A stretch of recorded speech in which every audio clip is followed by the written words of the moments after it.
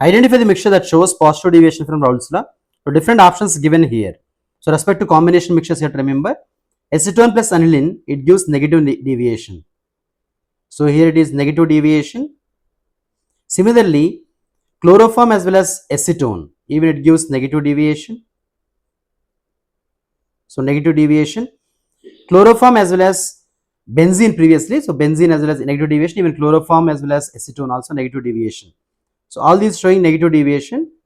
So we need here positive deviations. Only one option with positive deviation here. So you can choose it. The correct answer is option 4. Next, consider a solution of CO2 dissolved in water in closed vessel. Which of the following plots correctly represents variation of log partial pressure of CO2 in vapor phase above water, y-axis with log mole fraction of CO2 in water at 25 degrees Celsius. Okay, see now. So how to proceed here? See now. We know partial pressure is equal to Henry's law constant into, that is, mole fraction. What we can specify? Proportional to mole fraction of the gas in this solution.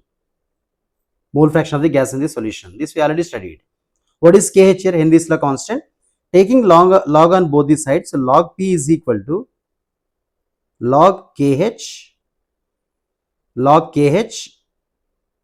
you can say into log mole fraction of gas. So log A into B, if you further convert, so log P is equal to log KH plus log X, or mole fraction of the gas. So further if you see, if you compare with y is equal to mx plus c, straight line graph, y is equal to mx plus c, straight line graph, just you compare like this, y is equal to mx plus c. So here you can see y axis, that is y is equal to log p, which is y axis, right? And then x is equal to log x, which is x axis. Then m is equal to slope, m is equal to 1, that is slope. So based on this given information, and c is equal to, here you can write it as log kh. So here it is y intercept. So y intercept.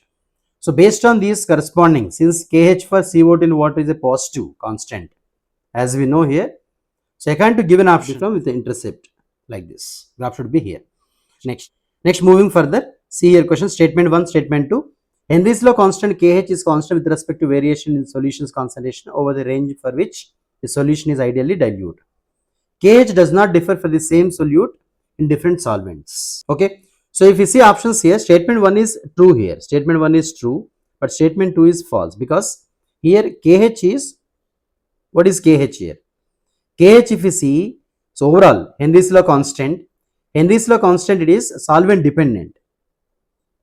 It is solvent dependent.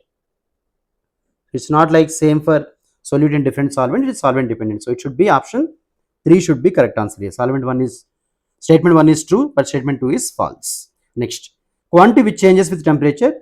Here in whatever formula having volume in its formula, whichever formula having volume in its formula, that is temperature dependent.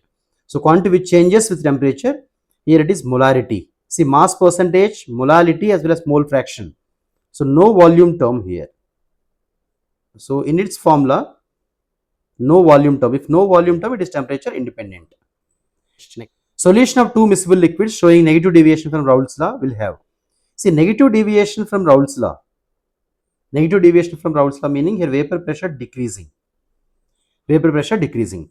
If vapor pressure decreases, boiling point increases. Boiling point increases.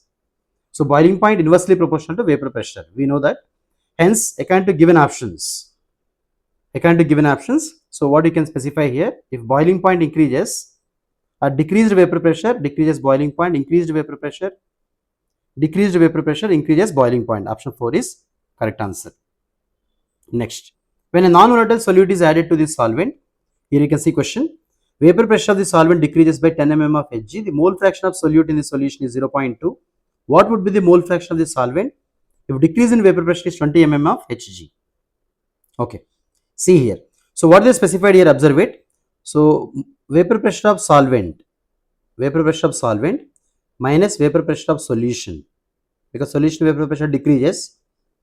is directly proportional to mole fraction of solute. Mole fraction of solute. At the same time here, what is the difference? The difference they gave decreases by 10 mm of Hg. So difference is 10, which is directly proportional to mole fraction of solute. Mole fraction of solute, they specified in the question, it is 0.2. 0.2. Similarly, what would be the mole fraction of the solvent if decrease in vapor pressure is 20 mm of Hg? So mole fraction of solvent, what you can write? Here also same 20. So 0.4 directly proportional to mole fraction of solvent. Mole fraction, see if here 10 directly proportional to 0.2. If it is double, here mole fraction also doubled. Directly proportional, mole fraction also doubled here. So then according to this given information, mole fraction of solvent is equal to 1 minus mole fraction of solute. 1 minus mole fraction of solute.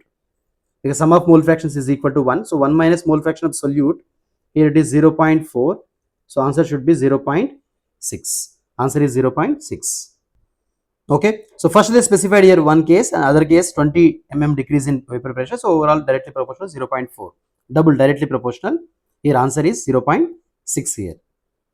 Next, moving further, arrange the following solutions in the order of the increasing boiling points. So different information, different values given here: 10 minus 4 molar NaCl, 10 minus 4 molar urea, NaCl, different concentrations given.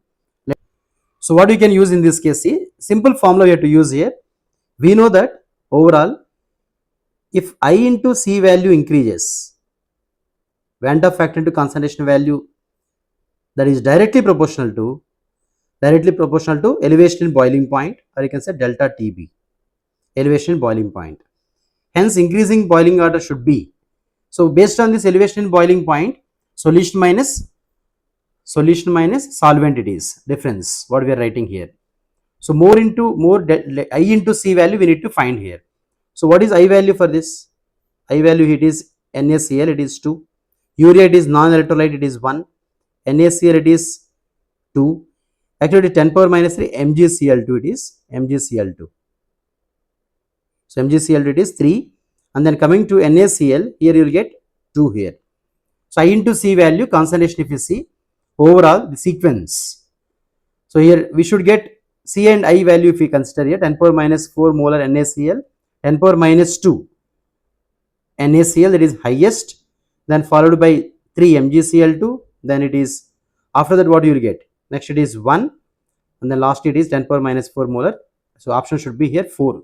Direct simple answer, I into C should be more to show higher boiling point. Next question. The observed normal molar masses of compound MX2 are 6.56 and 164 respectively. The percent degree of ionization of MX2 is dash percent. This we need to find. Okay. See now how to find here. See here we know that Van der factor is equal to normal molar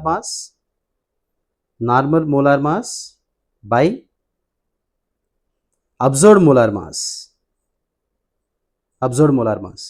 So what here it is given? 164 by 65.6. It is given, which is 2.5 ratio, right? And they mention the percent degree of ionization of MX2 is dash percentage. So here we know equation MX2 is equal to MX2 M plus 2 plus 2x minus. So now what we need to find here, this reaction, based on reaction, think that from 1 alpha moles dissociated. So here you will get alpha, it is 2 alpha. So now I is equal to what we will write? Moles dissociated, total moles before dissociation, after dissociation by before dissociation. So I is equal to minus 1 minus alpha plus 2 alpha. So I value is equal to what you can write? I value is equal to moles after dissociation by moles before dissociation. Moles before dissociation only 1 mole. So after dissociation these many moles we got. So now according to calculation, what you can specify here? 1 plus 2 alpha is equal to 2.5, and that is alpha is equal to 0.75. So hence percentage dissociation should be 75%. So answer should be 75 here. Simple answer, 75%. So what we did here, see overall. First we calculated I value, which is normal molar mass by observed molar mass. mx2 dissociation we know here 1 minus alpha, alpha 2 alpha moles. I value is moles after dissociation by before dissociation. After dissociation these many moles, before dissociation only 1 mole. So overall you will get 75%. Next, if Ab2 is 30% ionized in aqueous solution, then value of Van 't Hoff factor is dash 10 power minus.